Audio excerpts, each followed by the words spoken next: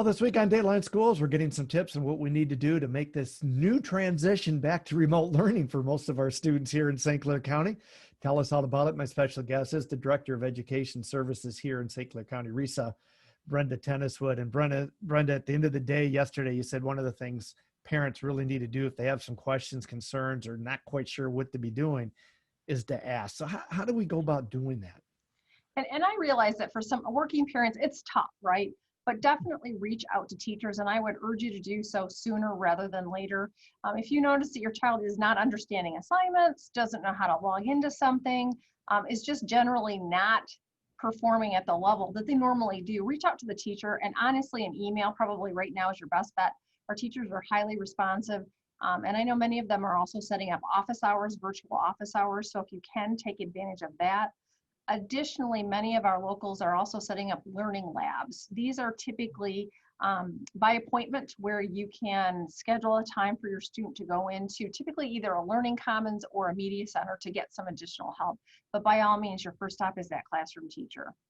And that just kind of, I would think too, will kind of help with the parent at ease to see what the kids are doing and then being able to reinforce that learning at home.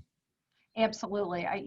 We cannot overstate what critical partners our parents have been and continue to be, especially right now. And the expectation is not that you're teaching your child by yourself at home, but definitely being that supportive sounding board at home to help your student get on track and stay on track, particularly during this remote time that we're in.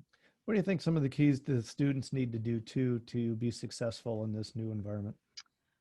I think one of the huge differences between now and March, we were able to extend a ton of grace to students. So as a parent, you might have noticed that your child was only expected to log on for a very brief amount of time or to do less schoolwork than they normally have. Right now, that's not the way it is. So all the expectations are still there, and definitely. So number one, make sure that your student knows the expectations. How many times were they supposed to log on during the day? What are they supposed to be doing? They're both on camera and off camera. Oftentimes students get a little befuddled about exactly what they're supposed to be doing. I know with my own children, sometimes that was intentional. But I think, being that the parent saying, okay, what do you need to do? What do you need to do today?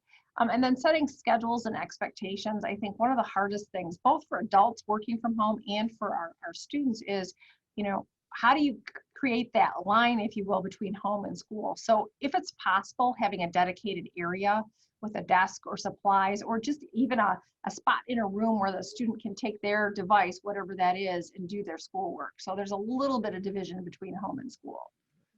More tomorrow for Dateline Schools. I'm Terry.